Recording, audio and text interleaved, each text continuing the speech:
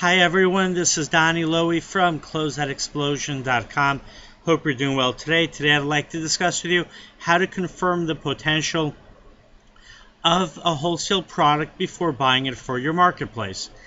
One of the ways that you do that is by going out to the marketplace and visiting retailers who would carry that product and seeing if in fact they carry that product. If they do carry that product, you want to see how quickly the product is sold, how often people buy it, at what price is the product being sold at.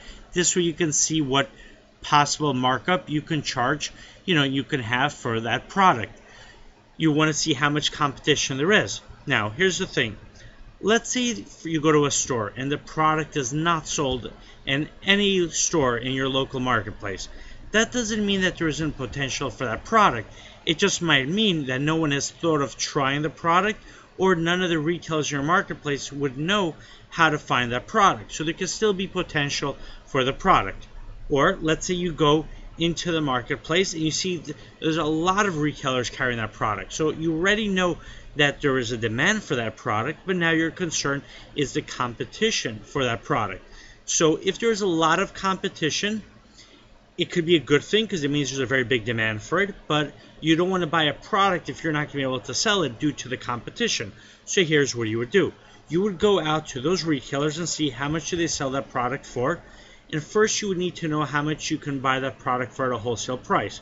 Because if you go out to the marketplace and there's a product which at the wholesale price costs, let's say, $10, and all the retailers are selling it for $30, and even though there's a lot of competition, they're all selling it for $30, that means that even with all that competition, there's still a lot of demand for that product, and that's how the retailers are able to charge, so much over the cost of that product.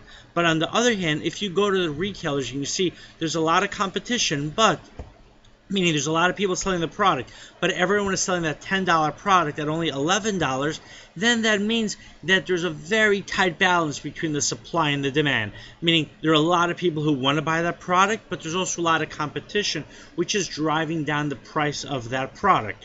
So you want to find an equilibrium, right? You want to find a place where you're able to, enjoy a large customer base, but at the same time also enjoy a decent profit margin even with all the competition.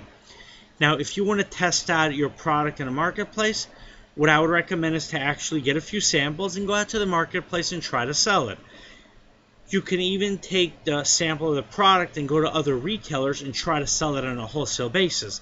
Remember, the goal is going to be to see if there is a demand for the product by retailers, not necessarily to try to make a sale right then, because if you do see that there's a demand for the product, then you know that you can bring the product into the marketplace. If retailers jump at the opportunity to buy that product from you, then you know that they know that their customers are looking for that product. So even if they don't sell that product, but they're interested in it, it means that they know that their customers are going to want to buy it, and they just, as a retailer, do not know or have not thought about buying that product in the past. So those are a few different ways that you can research your product and sell your product with conviction into the marketplace. My website is closeoutexplosion.com.